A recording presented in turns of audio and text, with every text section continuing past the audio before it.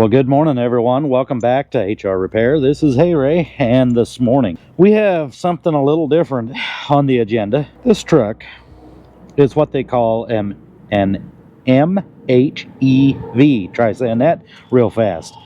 Mild hybrid electric vehicle. This thing came into us the other night. Let's get this thing unlocked. But it came into us the other night with lots of codes. The battery voltage was dropping. The truck would not shift, and everything was lit up on the dash that could light up. So it was raining 136,968 miles. It was raining pretty heavy that night. So the customer wanted to get home. So I cleared the codes. There was a bunch of them, and got it going. And I'm sorry I did not get all of those. I'm trying to do two things at once here, and I can't hardly. But I did not write down all those codes. It was like late at night, and I didn't have time to really go into it. So what I did was cleared the codes, got it going, and it worked. Now, it's been working since. However, they said that the dash, the gauges flop all over the dash, and it's got some issues. Now, it doesn't have any check engine light. There's no lights on except for the seatbelt light. So we're gonna go ahead and plug this thing in now and do a code scan, and let's see if there's anything else that comes up that kind of directs us to where we need to go. I do know that there was a lot of modules that had lost communication with the MHEV module, and so I don't know, do we have a problem with the ground? Do we have an issue of water intrusion somewhere? Is it, I don't know. I honestly don't know a whole lot about these things, but we're here to learn. So let's get this thing scanned, go on a test drive. Let's just see if we can figure out anything at all. Contact!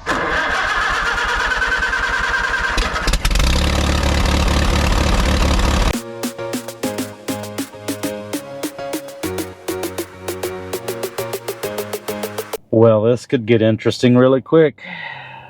A lot of green.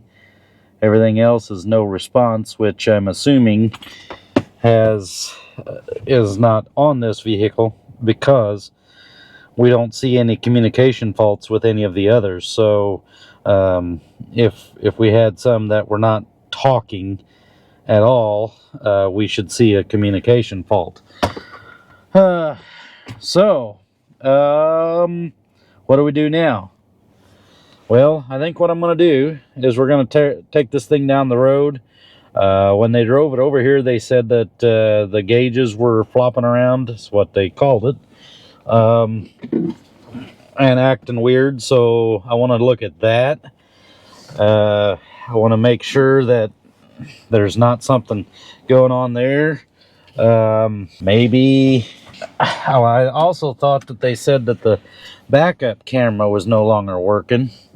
But as you can see, that thing's working just fine. I might be able to go back and see what all the codes were, but let's just go take this thing on a drive, and I'm going to see if we can duplicate the customer's concern and maybe come up with a plan of action here. So I'll just bring you back when I figure something out, because this could be a while. It's about a 20-minute drive over to my shop from this customer's house, so I'm not sure if I'm gonna have to drive it that far or not. All right, well, we did about a 30-minute test drive and still no codes, no problems whatsoever. Everything seems to work. We did have, I remember now that she said she was having trouble with the HVAC. That wasn't lighting up. I mean, that's lighting up now. So I guess what I'm kind of thinking is we might have something going on with a ground or a positive wire. And I realized during editing here that I did not explain why we're continuing to work on this truck if we have no codes and we have nothing that's malfunctioning for us. The customer did not feel comfortable with taking this truck back and driving it until something showed up. So he wanted me to go ahead and check the powers and grounds and do a little more in-depth testing here, just so that his wife doesn't get stranded. So that's why. I went on to Identifix, and wouldn't you know, GM has a bulletin out on that, and I'll reference that bulletin here, TSB. I'll give the number and everything, but basically what they're looking at is they have trouble with the voltage drop across the battery cables. We need to check for voltage drop and also make sure that everything's good there. We can have a bad module up there, which is our EV module, but that's the last thing I'm going for, and I don't think it's that, because we're not currently having an issue. The other problem we can have is down on the starter. There's a shield that goes around the starter, and sometimes that shield will short out onto the positive cable coming down. We'll go ahead and check that once we get to that point, but first we want to check and make sure that our grounds going to our engine and our positive cables are good. The way we do that is we check for a voltage drop, and the way we check for a voltage drop is with our multimeter. And I'm going to get this thing set up, but we'll put this thing on 12, or basically like we're checking 12 volts DC. We'll hook these on. We're going to, first of all, we're going to check this short little cable from here to here for a voltage drop. And basically what we're looking for is a difference in voltage between the positive and negative cable. That's basically all you do when you check for voltage. So if we go here, the difference between the positive and negative is 12.48 volts. We do this, there shouldn't be any difference. And as we can see, there's not. So what we want to do is I want to get this thing up to where I can see it. We're going to go wide open throttle and crank it, which disables the fuel injectors. And we want to see that at any point in time, there's not more than 100 milliamps of voltage drop across those two cables. If there is, we have to replace the cable. After we're done there, we're going to check the negative. They want us to check from this point and then a point on the engine, and then there should be no more than 100 milliamps of drop there as well. So going to the engine is going to be a little bit more difficult because it's hard to get a good ground on the engine, but we're going to figure it out. So let me get this set up, then we'll do the voltage drop test. Oh, also, do not use the minimum and maximum setting on your meter, because that it may not catch it. So what we want to do is watch this in live time. As you can see, we're set up now. Make sure we have good contact there. Our meter is to where we can see it while we're cranking. And remember, no more than 100 milliamps of amp draw. Or voltage drop, sorry, voltage drop. So, wide open throttle, which is pedal to the floor, and start cranking.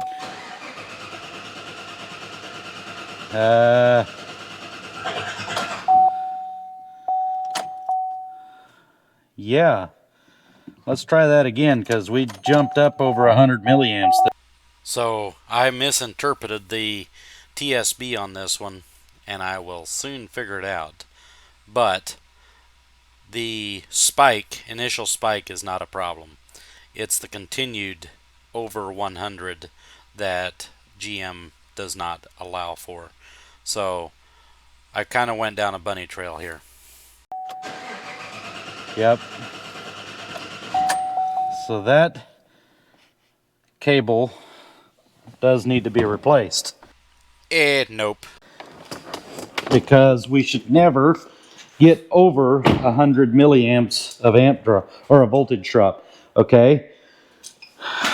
Let's think what I want to do too here is,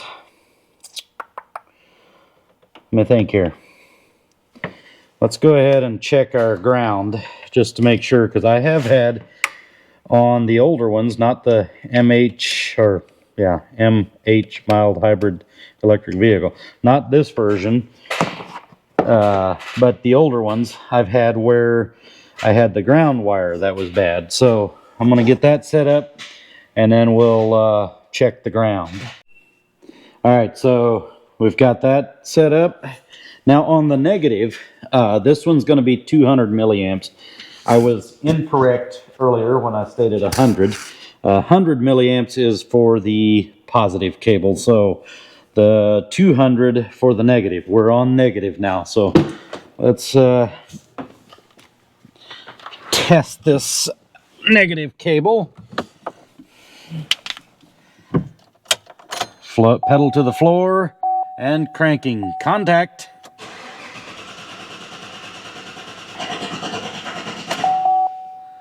Okay. Excuse me. Okay. It jumped up above. Yeah. Let me read that again. I don't know. That's borderline. I don't want to replace parts just for the purpose of replacing parts. Oh, however, I do want to see if we can avoid having any other issues with this truck. That ground cable, I did a little research on that, and that ground cable goes down and around the back and splits off and one goes to the frame and one goes to the block. So I might go ahead and pull this right front wheel off, pull the inner fender, and go in there and we'll do the testing there as well. Just make sure that we're good. You know, connections might be the part of the issue, which we're testing on the clamp here and on the block on the engine. So we know we don't have we're not testing the connection from the post to the clamp. So it is in the cable or the connection to the block. So we might go ahead and clean the connection to the block and see what it does then. So I think that's what we're going to do. We're going to go ahead and pull this wheel off, inner fender, test all our connections, and just make sure that everything's good. And then we'll retest our voltage drop. All right. First of all, I got this thing up in the air just to see where is this electric motor that helps drive the hybrid part of this thing. It's going to be right here. Guaranteed. Yep, right there in the transfer case. Another case of over-engineered BS. Whatever. All right, I'm back. This time with the new GoPro battery. Gotta love these GoPro batteries. All right, so our ground comes right down here to the side of the engine from the battery. And if you look, I don't know if it shows up very good, but there's some crusties, not green, but other crusties coming out of the side of that block there where it's supposed to be mounted. So what I'm going to do is go ahead and just clean that surface up, make sure everything's good. The other part of that ground comes down here to the frame. We'll go ahead and clean that as well. That's like, you know, you look at this. Look. Would you just look at this? Would you look at that? Right here. What happens with this tire and the road? Dirt, water, right here. Splatters right up there in that ground. What would have been wrong with putting it, you know, somewhere else, but whatever. Oh, this thing got all bent to smithereens. Wow. Okay. Let's see if we can.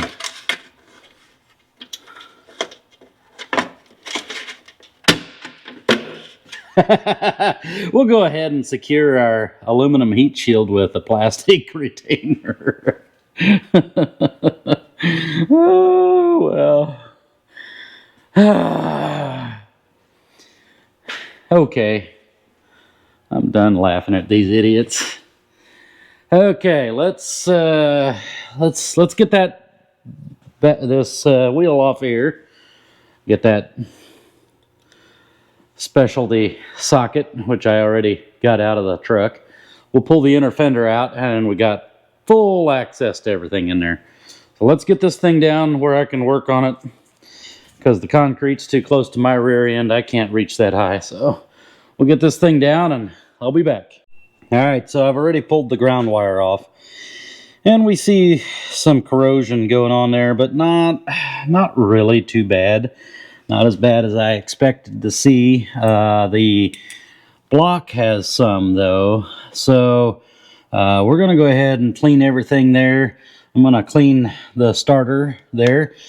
So what can happen, according to the TSB, if you didn't read the TSB, what can happen is this shield gets improperly installed and it shorts out to this positive wire. So that's not happening here, but we are going to go ahead and clean up that terminal as well.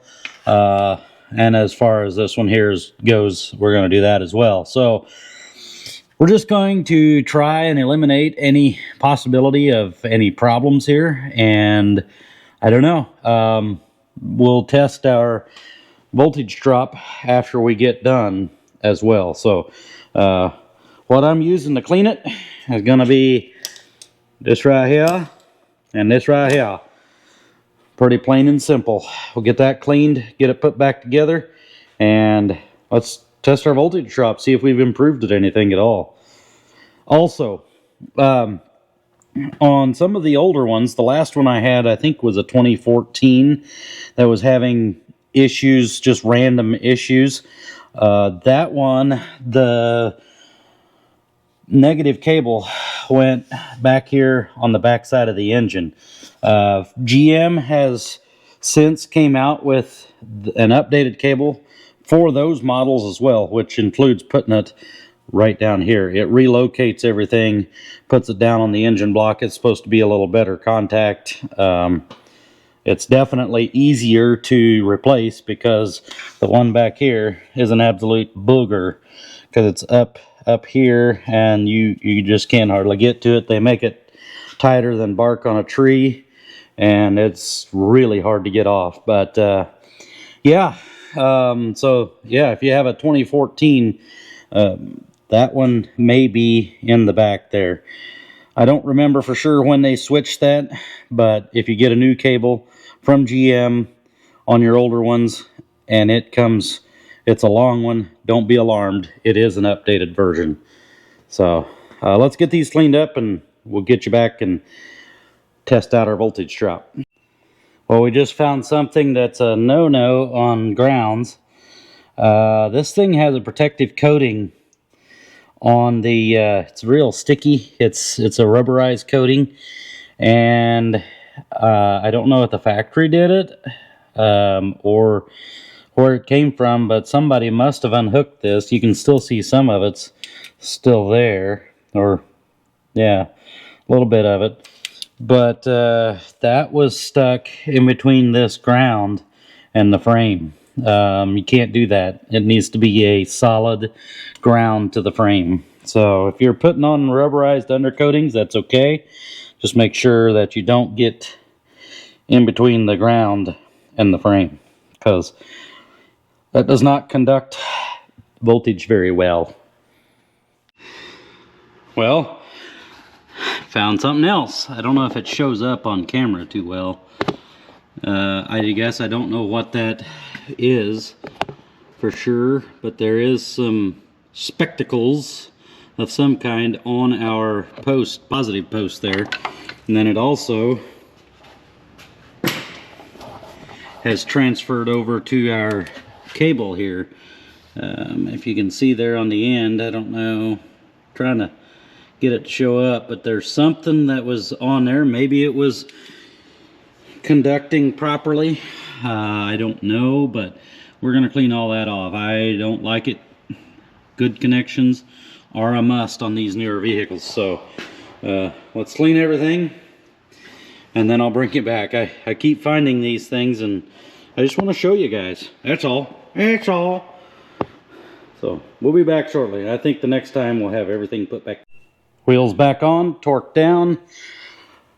We're back on this. We're going to check the voltage drop. We're back on the same terminals, or the meter is still in the same place it was. So we should have an accurate reading. It did shut off because it was setting still for a while.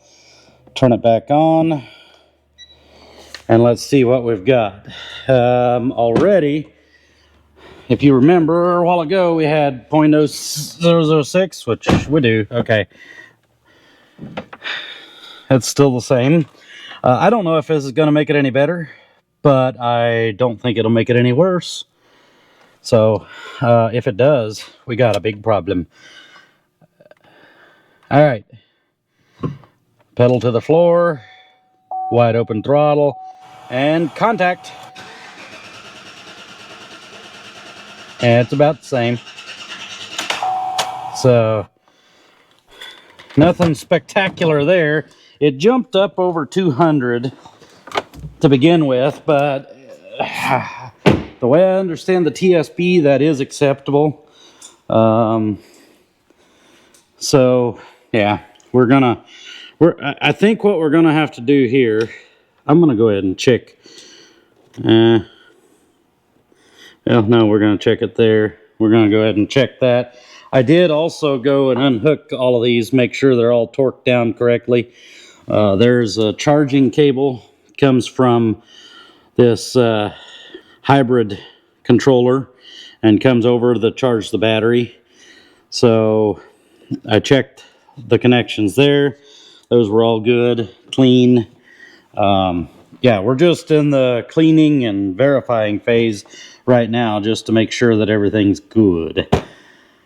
I also found that there was a lot of corrosion on this terminal right here. It actually had green corrosion coming out of there. So I put a new end on it.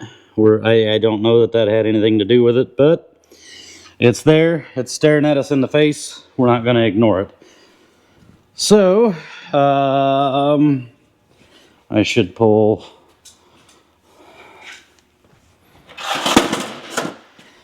I should move this one because we're no longer testing to ground. Let's go ahead and test this positive cable. Now, GM in all their wisdom has made this positive cable unavailable unless you get the whole fuse box. So, just FYI. Let's see what kind of voltage drop we have here.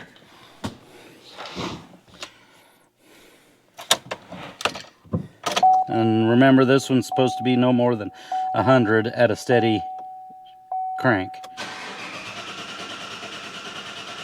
I mean, it never jumped above 100, and it did before.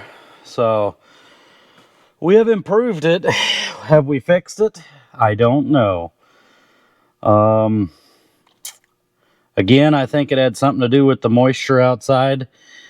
It was raining heavily. Raining, as they say, cats and dogs.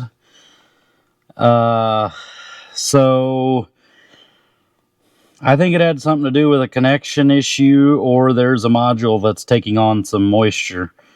So unless it acts up, we don't want to waste any more time on this one.